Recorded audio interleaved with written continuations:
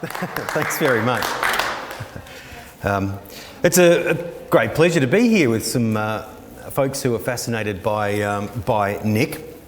Our reading for the day is from John chapter 21, 15 to 19. And it says this: "And when they had finished eating, Jesus said to Simon Peter, 'Simon, son of John, do you love me more than these?' 'Yes, Lord,' he said, 'you know that I love you.' Jesus said, 'Feed my lambs.' Again Jesus said, 'Simon, son of John, do you love me?' And he answered, 'Yes, Lord, you know that I love you.' And Jesus said, 'Take care of my sheep.' And the third time he said to him, 'Simon, son of John, do you love me?'" Do you love me? What a question. Depending on the tone and the circumstances, it could be a curious question, a vulnerable question, or an indignant, demanding, angry question, or a leading, invitational question. It's a question Nick Cave asks in his lead single to his 1994 album, Let Love In. He sings this: "I found her on a night of fire and noise. Wild bells rang in a wild sky.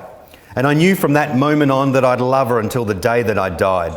And I kissed away 1,000 tears, my lady of the various sorrows. Some begged, some borrowed, some stolen, some kept safe for tomorrow. On an endless night, silver star spangled, the bells from the chapel went jangle, jangle. Do you love me?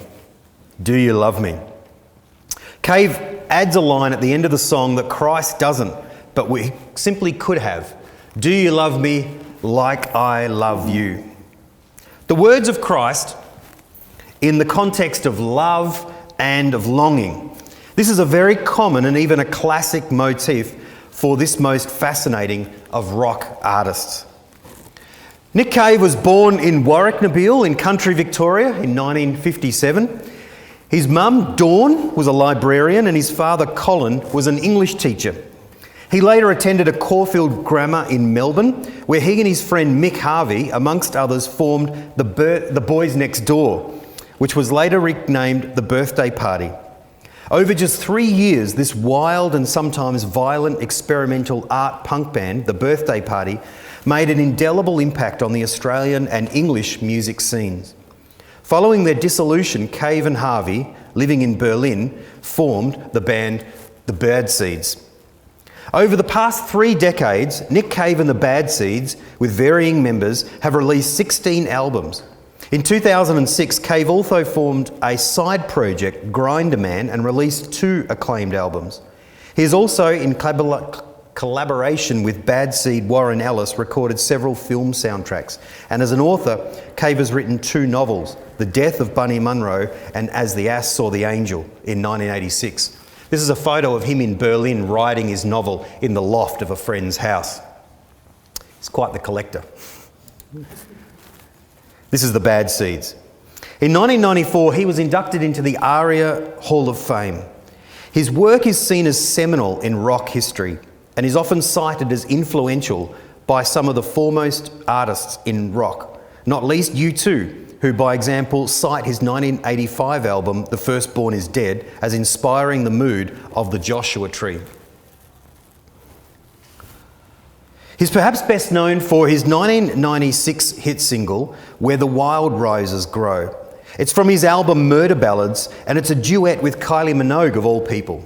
This strange pairing of Nick Cave with the most superficial of manufactured pop stars, who personifies the innocence of the song's sweet character Eliza Day, is seduced, taken to a river and then murdered with a rock in the lyrics because he explains all beauty must die, is one of the least likely pop hits. The Murder Ballads was seen as a rather ironic name for an album by Nick Cave because, after all, isn't all his songs effectively murder ballads? Cave's 30-year body of work is often split into 2 categories. Sometimes they're referred to as the Old and the New Testament. This alludes to the fact that his early albums, such as Tender Prey, is in a trajectory set by the Birthday Party. That is, they have brash and intense rugged sounds drawn from the blues, but refined by post-punk and with often violent lyrics. Whilst their lyrics explore the dark narratives of vengeance and confrontation and murder and violence, Cave himself outlined that it was because of an influence of the Old Testament.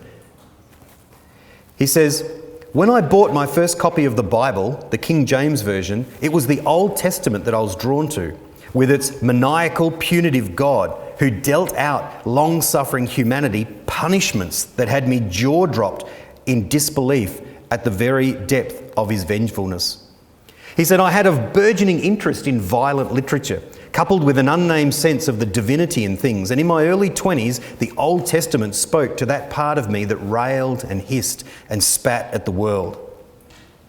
I found the brutal prose of the Old Testament in the feel of its words and its imagery an endless source of inspiration." The masterpiece of this work and this particular period of his life is the song "The Mercy Seat" from the 1998 album Tend to Pray. It's a song so beautiful it was later covered by Johnny Cash, and it unfolds from the perspective of a man on death row heading to the electric chair, the proverbial mercy seat. But also it anticipates the coming face-to-face encounter he'll have with God on the throne of judgment. In the Old Testament, the mercy seat refers to the lid of the Ark of the Covenant between the two cherubim, where the blood sacrifice would be sprinkled by the high priest once a year in order for Israel to have propitiatory for their sins. The lyrics capture the tension of the brutal physical wrath that awaits the man on earth and the possible grace and judgment thereafter. He sings, "Into the mercy seat I climb, my head is shaved, my head is wired, and like a moth that tries to enter the bright eye, I go shuffling out of life just to hide in death a while, and anyway I never lied. And the mercy seat is waiting, and I think my head is burning, and in a way I'm yearning to be done with all the measuring of truth, an eye for an eye and a tooth for a tooth, and anyway I told the truth, and I'm not afraid to die. In heaven his throne is made of gold, and the ark of his testament is stowed, a throne from which I'm told all history does unfold. Down here it's made of wood and wire, and my body is on fire, and God is never far away." You can hear the allusions of the Old Testament phrasing coming through. Let's move to the New Testament of his canon. The New Testament half of Cave's work is of, in some ways, greater interest as he matures and he starts to explain how he progressed from one to the other.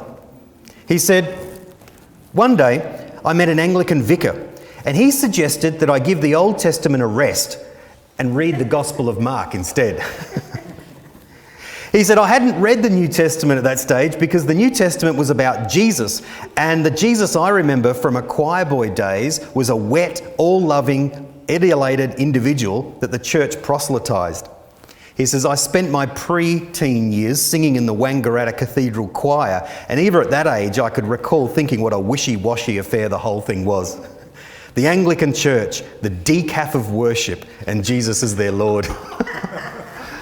I've used that phrase, the decaf of worship, in many contexts since. I like it. He says, "But then you grow up. You do. You mellow out, and buds of compassion push through the cracks in the black and bitter soil. The rage ceases to need a name, and you no longer find comfort watching a whacked-out God tormenting a wretched humanity as you learn to forgive yourself and the world." Cave's New Testament era is anticipated by several songs on the 1990 album The Good Son, particularly the opening song called Foi na Cruz, which is based on a traditional Brazilian hymn, the chorus of which is sung in Portuguese, but which is translated, "It was on the cross that one day. Jesus, my sins were punished in Jesus. It was on the cross that one day, it was on the cross." The album also contains the Ship Song, which is one of his best-known ballads and an Australian wedding classic.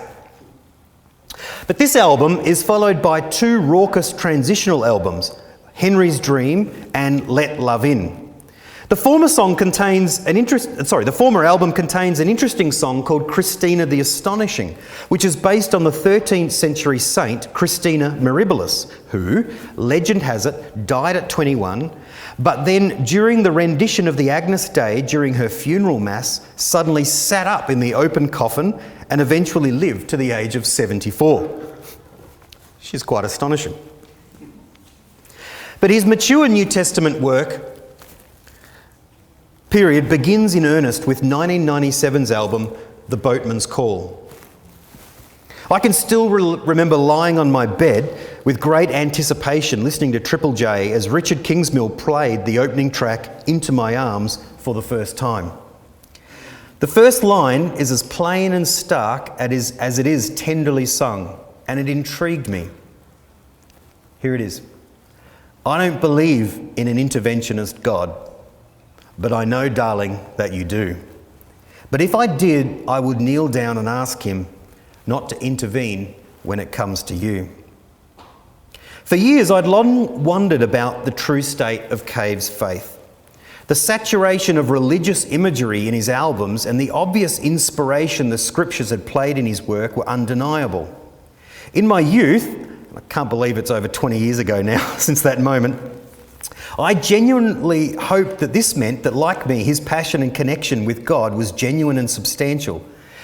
In the more than 20 years hence, I've generally read everything he's ever written and listened to everything he's produced, and dozens of articles and interviews aside.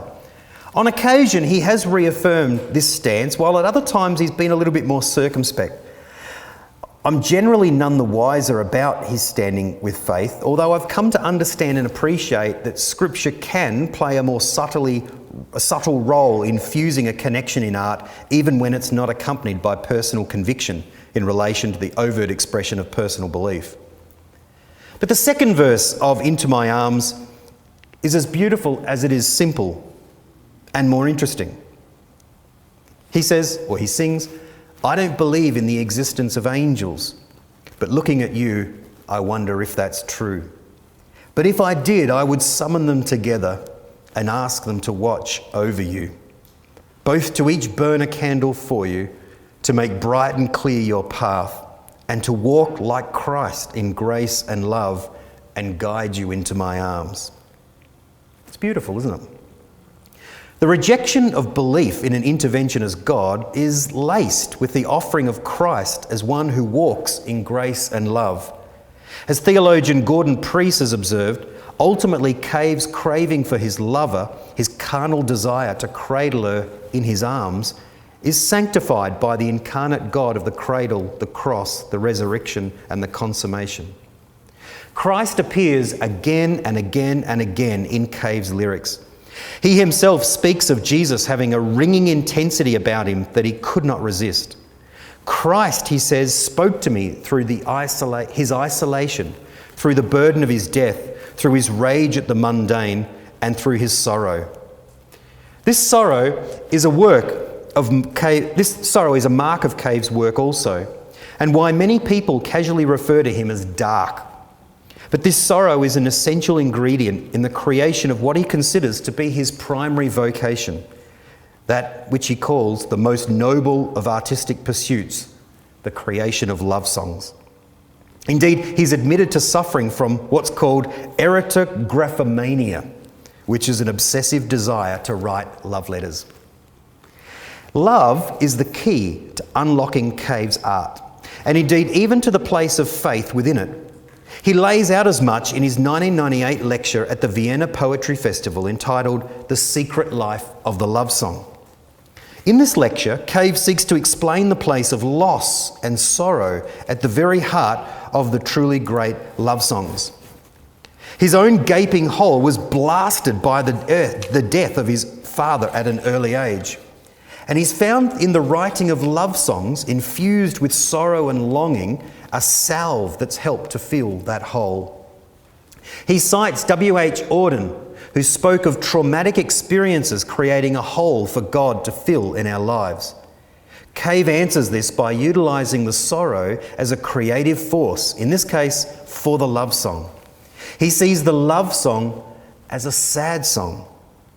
the sound of sorrow itself. For he says, quote, "The love song is the light of God, deep down, blasting through our wounds," end quote. Actualizing of God through the medium of a love song remains his prime motivation as an artist. To explain this thesis, Cave cites the phenomena of duende, which was first noted by the Spanish poet Federico Garcia Lorca. In his 1933 lecture, The Theory and Play of Duende, he described duende as, quote, "a mysterious force that everyone feels and no philosopher can explain. It's a deep connection with true sadness, the more profound aches of humanity, a connection that's hard to describe." Garcia Lorca recalls an old guitar maestro who once said, "The duende is not in the throat. The duende surges up inside from the soles of our feet," meaning it's not a question of skill, but of style that's truly alive. It's in our veins, meaning it's one of the most ancient cultures of immediate creation. Some artists, painters, poets, musicians, dancers, writers, determined to work within the possibility of these dark sounds, which are the mystery, the roots that cling to the mire that we all know, that we all ignore, but which comes from the very substance of art. These dark sounds in some art are the true sadness that give rise to true beauty. Garcia Lorca says that the duende loves the edge, the wound, and draws close to places where forms fuse in a yearning beyond visible expression. What Garcia Lorca is describing is what people in pain feel when a piece of art speaks profoundly to them. It's the feeling of being understood by a piece of art, the deeply cathartic feeling of realising that somebody knows. And in that moment, the art, the song, the painting, whatever, is not just speaking to us, it's speaking for us. Cave further elaborates in this quote. He says, "All love songs must have the duende. For the love song is never truly happy. It must first embrace the potential for pain. Those songs that speak of love without having within their lines an ache or a sigh are not really love songs at all, but rather hate songs disguised as love songs. They're not to be trusted. These songs deny us our humanity and our God-given right to be sad, and the airwaves are littered with them. The love song must resonate with the susurration of sorrow, the tintinnabulation of grief. A writer who refuses to explore the darker regions of the heart will never be able to write convincingly about the wonder, the magic, the joy of love." So within the fabric of the love song, within its melody, its lyrics, one must sense an acknowledgement of the capacity for suffering. Cave then goes on to talk about the fact that the lament psalms in the Bible are perfect examples of duende, songs of love that know the reality of suffering. He specifically cites Psalm 137 as an example. And this is why Cave can say that all true love songs not only have sadness at their core, but are also songs of longing, ultimately for God. For the love song is the light of God deep down, blasting through our wounds. Cave mentions a few other musicians who engage in the duende and capture it, including Bob Dylan, Van Morrison, Tom Waits, PJ Harvey and Neil Young. But the master of the duende is undoubtedly Leonard Cohen. His famous song Hallelujah, which I'm sure you know, is a classic. It's a love song that contains the ache of surrender and yearning and loss. No wonder it's been covered so many times. We resonate deeply with its sweet and hopeful sadness. Consider also another song by Leonard Cohen, Anthem, which says, "Ring the bells that still can ring, forget your perfect offering. There is a crack in everything. That's how the light gets in." Leonard Cohen is Cave's most overt influence. Indeed, when I first encountered Leonard Cohen, I realised that my hero, Nick Cave, was merely John the Baptist, a foretaste of the real thing lingering close behind. But while the iconography of faith and scripture deepened Cohen's lyrics as well, he's never really as pronounced and overt about it as Nick Cave. Cave has also a humour and an irony and an Australian wit in his lyrics. Consider the 2003 manic 15-minute track called Babe, I'm on Fire, the video of which pokes fun at a whole host of crazy characters, including Cave himself and the band members and his fans and his lyrics. And at one point, Cave describes himself as the Christian apologist. He also, unlike Cohen, writes a lot about churches. In Darker with the Day, I'll go back to another image. Oops. Oh.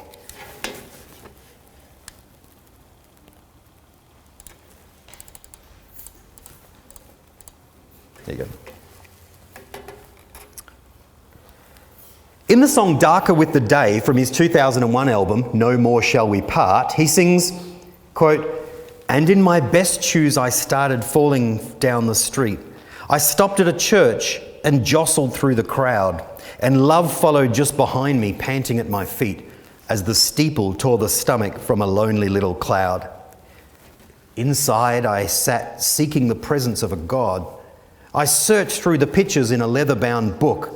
I found a woolly lamb lay dozing in an issue of blood, and a grilled Jesus shivering on a fisherman's hook." End quote. He also honours his favourite church building, the Brompton Oratory in London, with its own tribute. And I'll quote again, "Up those stone steps I climb, hail this joyful day's return. Into the great shadowed vault I go, hail the Pentecostal morn." The reading is from Luke 24, where Christ returns to his loved ones. I look at the stone apostles and think that's all right for some.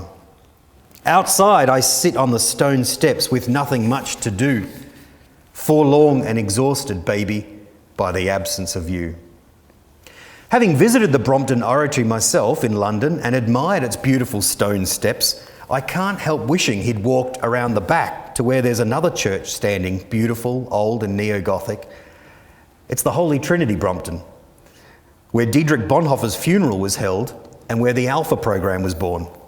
Perhaps there he would have heard in greater clarity what his perpetual longing for God might find answered through love songs with a certain resolution in the proclamation of a grace-filled gospel. I kind of wish he was there, but Cave lingers back around the corner, sitting on the stone steps built of the oratory, but still unable to totally walk away. In 1998, about his faith, he said this, "I'm a believer. I don't go to church. I don't belong to any particular religion, but I do believe in God. I've always had this faith, even if at a certain time I couldn't say it with the same conviction. Nothing happened in my life. I had no revelation. But for me, believing in God doesn't change life. It's neither an obstacle nor a relief. It has no influence on my behaviour. Believing has nothing to do with morality, but with freedom and inspiration. For many people, faith should automatically dictate a behaviour, show the way to saintliness. Far from these certainties, my faith is made up of doubts." End quote. So the source and inspiration of Christian expression in the work of Nick Cave is primarily literary. He affirms this himself at one point where he said, "The gospel according to Mark has continued to inform my life as the root source of my spirituality, my religiousness. The Christ that the church offers us, a bloodless, placid saviour, the man smiling benignly at a group of children or serenely hanging from a cross, denies Christ his potent creative sorrow or his boiling anger that confronts us so forcibly in Mark." This tends to a certain mythic flavour in Cave's engagement with God. Cave's passion for writing and performing are both vehicles to a personal mythic world. Of the writing, he says in a recent film, 20,000 Days, he says, "There's a world I'm creating in my work, a world of monsters and heroes and good guys and bad guys. It's an absurd, crazy, violent world where people rage away and God actually exists." There is a sense by which God features in Cave's mythic narrative world a bit as a character, a source of all that flows into authentic creativity. Cave seems to need this myth and has grown into it. The film captures the myth and documents the ethereal, intangible world that the characters of his lyrics and books inhabit and the created mythic universe inside Cave. It's a myth that he self-consciously inhabits. Perhaps, though, some recent events in his life may have moved his work into a third testament, a new revelation. A recent film, One More Time with Feeling, is a documentary that follows the recording of his latest album, Skeleton Tree, in the aftermath of the sudden tragic death of his son Arthur, who fell from a cliff near their home in Brighton, England, during an acid trip. He was just 16. This is a film about a tender grieving father who happens to be an artist. The power of the film, or its willingness The power of the film is its willingness to pause and sit within the awkward, muddling, painful time. Cave's voice over narration, which is apparently recorded on his phone at random moments over many months, is both poetic and raw. One reason the film succeeds is because it celebrates the one thing that a rock star must never show: vulnerability. Throughout, in long, thoughtful interviews with Cave and his wife, Susie Bick, they share their sadness. It's fragile yet thoughtful without pretension, and it's never sentimental or, thankfully, voyeuristic, my greatest nervousness about it going into the cinema. The death of one's child is too tragic for myth. On this new album, the songs are sparse and almost unfinished, and they ache. From one song called I Need You, it says, "Nothing really matters when the one you love is gone. In my heart, I need you." This longing sorrow continues the thread of Cave's work over the last 30 years. Recent events appear, in my reading at least, to have brought a new fragility to the intensity of his work. The lyrics have a vulnerability to them, and his interviews in the recent film confirm this. This third testament, with Cave now in his 60s, will be intriguing indeed. He once said of his work, "I'm a soul catcher for God. Here I come with my butterfly net of words, and here I catch the chrysalis. Here I blow life into bodies and hurl them fluttering to the stars and the care of God." Truth is the great elixir of great art, enabling it to resonate with us, tapping our nerve endings and opening up new planes where we can be honest even with ourselves. Great art also kindles our longing for truth itself, the material pointing beyond itself to something eternal. No one who reads or hears Cave's lyrics could deny that he has long recognised that fact and represented it well. Thank you.